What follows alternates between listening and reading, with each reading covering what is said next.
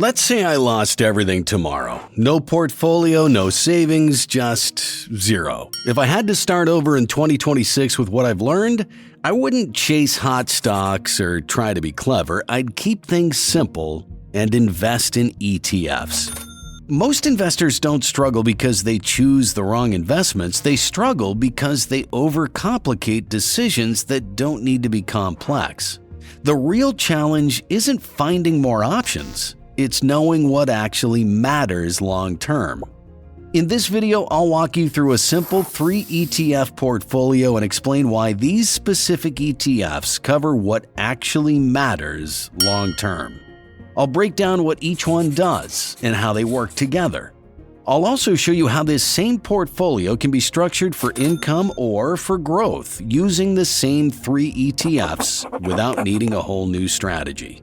And at the end, I'll show you how one version builds a portfolio close to $1 million that pays over $2,000 a month in dividends, and another that grows to $2 million by focusing purely on growth. Before we talk about specific ETFs, we need a few rules that don't change no matter who you are, how much money you make, or what the market's doing.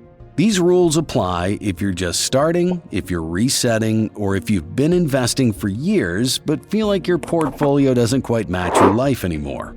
The first rule is that time decides emphasis, not investment opinions, not headlines, not what did well last year. Time. When you have time ahead of you, the portfolio leans toward growth because your contributions are small relative to the time they have to compound. The second rule is that capital has to exist before income matters. This is where a lot of people get tripped up. Income feels productive because it's visible. You see cash hitting your account and it feels like progress, but mathematically, income drawn too early slows compounding. A portfolio that pays you before it's large enough is doing the job of a later stage portfolio too soon. You're asking it to support you before it's finished building you. The third rule is that volatility isn't the enemy people think it is, especially when you're contributing regularly. Volatility only becomes dangerous when it changes behavior. If you're adding money consistently, price swings actually work in your favor over time. You're buying more shares when prices are lower and fewer when prices are higher. The real risk isn't fluctuation, it's panic. It's stopping contributions. It's locking in losses because the portfolio didn't match your expectations emotionally. Now, this is where ETFs come into play, and I want to keep this simple. An ETF is just a structure. It's a way to own a large group of companies all at once, automatically, at a very low cost. You're not picking winners, you're buying systems that evolve on their own. Companies that stop performing fall out. Companies that grow become a bigger part of the portfolio. That automatic adjustment is a massive advantage over trying to manage everything yourself. When you apply these rules using ETFs, investing becomes about staying invested long enough for compounding to do its job. The goal isn't to be right this year. The goal is to still be invested 10, 20, 30 years from now with a portfolio that changes its emphasis as your life changes. With that framework in place, the question isn't how many ETFs you need, it's which few can handle different jobs over time without forcing you to rebuild the portfolio as your priorities change. VOO fills that role. It's the core holding that stays in place regardless of whether the portfolio is emphasizing growth or income. VOO tracks the S&P 500, which simply means it owns the 500 largest publicly traded companies in the United States, weighted by size. When companies grow, they become a bigger part of the index and ultimately your portfolio. When they shrink or fall behind, they eventually get replaced. You don't have to predict which companies will win. The index does that work for you over time. When people hear that, it sounds boring, but boring is exactly why it works. The S&P 500 has survived wars, recessions, inflation spikes, interest rate cycles, tech bubbles, and financial crises. Entire industries have come and gone, and yet the index keeps moving forward because it constantly renews itself. The companies that drive productivity, innovation, and profits today are not the same ones from decades ago, and VOO automatically reflects that change. The math behind this is simple but powerful. Historically, VOO has delivered long-term share price appreciation of about 12.47% per year, while also paying a dividend that currently yields around 1.12%, growing at roughly 6.17% annually. Those numbers aren't guaranteed year to year, but over decades, it's been remarkably consistent. At the same time, VOO charges an expense ratio of about 0.03%. That means for every $10,000 invested, you're paying about $3 per year in fees. Compare that to actively managed funds that charge 1% or more, and the difference compounds into hundreds of thousands of dollars over a lifetime. This is why matching the market already puts you ahead of most investors. After fees, taxes, and bad timing, the majority of people who try to beat the market end up falling behind it. VOO doesn't rely on being smarter, it relies on participation. As long as the US economy grows over time, this ETF captures that growth with very little friction. And this is why VOO works as the base for both types of investors. For growth-focused investors, it provides broad market exposure and long-term appreciation that compounds with time. For income-focused investors, it represents ownership in profitable businesses that generate real earnings and cash flow. The emphasis may change, but the foundation does not. VOO doesn't try to be exciting. It provides a stable base that allows the rest of the portfolio to do its job without carrying everything on its own. Once the foundation is in place, this is where the direction starts to depend on what you want the portfolio to emphasize, income or growth. Not because the rules change, but because what the portfolio is being asked to do changes. When growth is the priority, it naturally gets more weight. And that's where QQQ comes in. After QQQ, I'll show you one more ETF that completes this portfolio. Then I'll walk you through how these three ETFs can be combined to focus on income or on growth. And at the end, you'll see how one version builds a portfolio close to $1 million that pays over $2,000 a month in dividends, while the other grows to $2 million by focusing purely on growth. QQQ tracks the NASDAQ 100, which means it owns 100 of the largest non-financial companies listed on the NASDAQ exchange. In practical terms, this tilts the portfolio toward companies that are heavily focused on technology, innovation, and scale.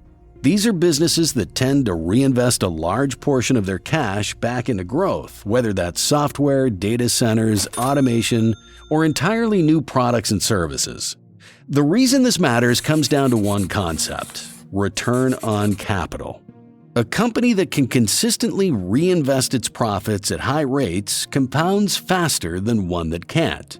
Over long periods of time, that difference is massive. Even a few percentage points of higher annual returns, sustained for years, can mean the difference between an average outcome and a life-changing one. That's why growth-heavy ETFs like QQQ have historically outperformed broader market indexes over long stretches. In fact, over the last 10 years, QQQ has averaged an annual share price appreciation of about 18.45%. Of course, that higher return potential comes with higher volatility. QQQ will fall harder during market downturns, it always has, but volatility by itself isn't the risk most people think it is. Risk is being forced to sell at the wrong time. And when you're early in your investing life and contributing regularly, you're not forced to sell, you're buying. Lower prices simply mean your contributions buy more shares. This is where the math starts to work in your favor. If you're adding money consistently, downturns don't damage long-term outcomes, they improve them. You're dollar cost averaging into volatility. Over time, the market recovers, earnings grow, and those extra shares compound. The only way volatility becomes harmful is if it pushes you to stop contributing or abandon the plan altogether. Historically, QQQ has experienced drawdowns of 30%, 40%, and even more during major market events, and yet, over long time horizons, it still delivered higher annualized returns than the broader market. That doesn't mean it will outperform every year. It means that patience is rewarded when growth is the priority and time is allowed to absorb short-term pain. This is why growth-heavy exposure makes sense when the goal of the portfolio is maximum compounding rather than immediate income. The dividend stream is intentionally small because most of the return is coming from reinvested earnings inside the companies themselves. Volatility is the price paid for higher expected growth, and when growth is the objective, that price is rational. But this is also why growth should never be the entire plan forever. As portfolios grow and priorities shift, the emotional cost of large drawdowns increases. What feels tolerable at $50,000 feels very different at $1 million. Growth does the heavy lifting when appreciation is the focus, but it's not meant to carry the portfolio alone indefinitely. QQQ's role is not to replace the foundation, it's to accelerate it when growth is emphasized over income. It adds horsepower to the system during periods when compounding speed matters more than stability. And once that acceleration has done its job, the portfolio benefits from rebalancing emphasis towards income and stability using the same system rather than abandoning it. This is where a lot of investing conversations go wrong because income gets framed as either good or bad, smart or outdated. In reality, income is neither. It's simply a different priority. And this is where SCHD fits into the system. SCHD focuses on high-quality companies with strong cash flow and a history of paying and growing dividends. These are businesses that are already profitable, already established, and already generating more cash than they need to reinvest aggressively. Businesses like Coca-Cola, PepsiCo, Texas Instruments, Cisco, and Verizon. They're focused on consistency, durability, and returning capital to shareholders rather than chasing aggressive expansion. The mistake many people make is treating dividends as the goal from day one. The math doesn't support that. When a portfolio is small, the cash flow isn't meaningful enough to change outcomes, but the cost to compounding is real. Every dollar paid out is a dollar that can't compound internally at higher rates. That's why income-heavy portfolios tend to lag during the early years. But that doesn't mean dividends are useless, it means they solve a different problem. When a portfolio is small and you're still adding money, income doesn't change outcomes much. But as the portfolio grows and contributions become a smaller part of the equation, cash flow starts to matter. At that point, dividends reduce the need to sell shares to generate money. During market downturns, that matters a lot. Instead of being forced to sell assets at lower prices, the portfolio continues producing cash. That makes drawdowns easier to live with, keeps volatility lower, and reduces the chances of making emotional decisions at the worst possible time. That behavioral stability has real mathematical value. Staying invested through bad markets does more for long-term results than squeezing out a little extra return in good years. SCHD plays this role well because it's selective. It doesn't chase the highest yield. It focuses on balance sheets, payout ratios, and sustainability.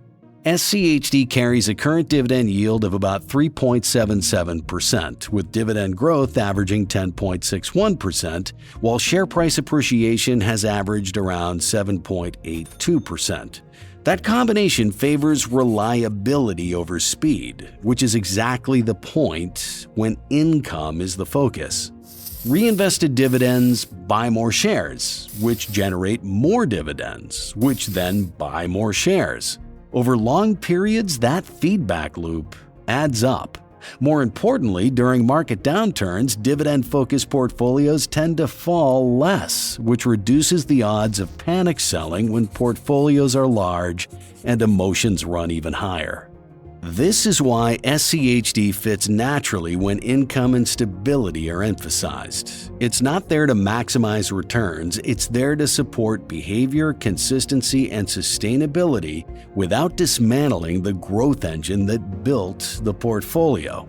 And when you strip away the narratives and just look at the numbers, this is how the three ETFs compare. Each one excels at a different job, which is exactly why they work together instead of competing with each other. At this point, all the pieces are on the table. We've covered the rules, the foundation, the growth engine, and the stabilizer. This is where most investors get tripped up because they assume growth and income require entirely different portfolios, different strategies, different accounts, constant reinvention. They don't. What actually changes over time isn't the system, it's the priority. The same three ETFs can be arranged to do very different jobs depending on what you're asking the portfolio to accomplish. One version emphasizes growth, the other emphasizes income.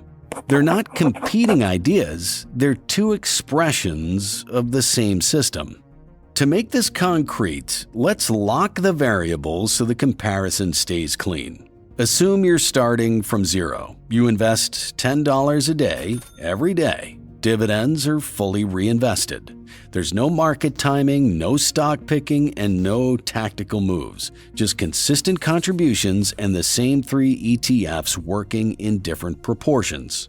When growth is the priority, you allocate a larger share of the portfolio to growth-oriented ETFs.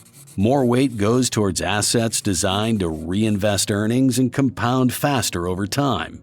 This increases volatility, but with a long-term horizon and consistent contributions, that volatility works in your favor by accelerating portfolio growth.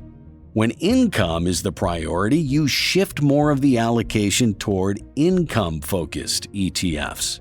Growth exposure is still there, but a larger portion of the portfolio is directed toward assets that generate steady cash flow and reduce drawdowns. Nothing else changes. You're not starting over, you're not abandoning growth or suddenly becoming conservative. You're simply adjusting the weights so each ETF does the job it's best at for that specific goal. That's why thinking in terms of portfolio expressions is so powerful. You're not changing strategies over time, you're using the same system to serve different types of investors. It's one portfolio structure built from the same three ETFs. The difference is simply what the investor wants the portfolio to do. A growth-focused investor uses this system to prioritize compounding and long-term appreciation. An income-focused investor uses the same system to prioritize cash flow and stability. The ETFs don't change, the rules don't change. So the real question isn't, am I a growth investor now and an income investor later? It's what outcome do I want this portfolio to optimize for? Now let's look at the income-focused version of this same system and actually put numbers behind it. This portfolio is built for someone who wants their investments to produce steady cash flow and feel more stable, even if that means giving up some upside. Nothing complicated is happening here. It's the same three ETFs, the same $10 daily contribution, just weighted to favor income. In this setup, 20% goes into VOO, 10% into QQQ, and 70% goes into SCHD. That heavier tilt toward SCHD pushes the portfolio toward companies that consistently generate cash and return it to shareholders. Because of that, the portfolio starts with a current dividend yield of about 2.91%. Those dividends grow at an average rate of 9.61% per year, and even with income as the focus, the portfolio still averages about 9.81% in share price appreciation. Growth is still there, it's just not doing most of the work. To keep the comparison fair, the assumptions stay the same. You start from zero and invest $10 per day. That works out to $3,650 per year with dividends fully reinvested and no changes along the way. From there, the numbers build gradually. After the first year, the portfolio sits at $3,650. After 10 years, it reaches about $66,195. After 20 years, it grows to roughly $283,496. And after 30 years, it ends up around $992,646, just under $1 million. By year 30, this portfolio is projected to generate about $24,123 per year in dividends, which comes out to roughly $2,010 per month. That income arrives without needing to sell shares, and that alone changes how the portfolio feels during market downturns. Looking at where that value comes from helps explain why. About $883,146 of the final portfolio value is value added beyond your contributions. Roughly $688,105 comes from price growth, and about $195,041 comes from dividends being reinvested over time. Those reinvested dividends help smooth out the ride. This version of the portfolio is about reliability. It's built to generate cash, reduce emotional pressure, and stay usable even when markets are unpredictable. But that stability comes with a trade-off. When income takes the lead, total growth slows down. And to see just how big that difference can become, we need to look at the growth-focused version of the same system, built with the same $10 per day and the same 3 ETFs, but weighted for a completely different outcome. A growth portfolio is built for someone who doesn't care about income right now and is focused almost entirely on how big the portfolio can become over time. Here, 20% goes into VOO, 70% goes into QQQ, and 10% goes into SCHD. That heavier tilt toward QQQ pushes more of the portfolio into companies that reinvest aggressively and compound faster. The trade-off is volatility, but the payoff is scale. With this allocation, the portfolio starts with a much lower current dividend yield, about 0.92%. Dividend growth averages around 8.91%, and average share price appreciation jumps to roughly 16.19%. The assumptions stay exactly the same. You start from zero and invest $10 per day, which is $3,650 per year. Dividends are reinvested. Here's what the projections show. After the first year, the portfolio is worth $3,650. After 10 years, it grows to about $80,884. After 20 years, it reaches roughly $452,350, and after 30 years, it ends up at about $2,133,710, more than $2 million, built using the same daily investment. Income stays intentionally small. By year 30, this portfolio generates about $1,888 per year in dividends, or roughly $157 per month. That income is almost irrelevant compared to the size of the portfolio, and that's by design. Nearly all of the value comes from capital appreciation. When you break it down, about $2,024,210 of the final value is value added beyond your contributions. Roughly $2,003,351 comes from price growth, while only about $20,859 comes from dividend reinvestment. Want to know how a simple $5 a day investment can grow into a portfolio that pays more than $8,000 a month in dividend income? Click the video on the screen to find out.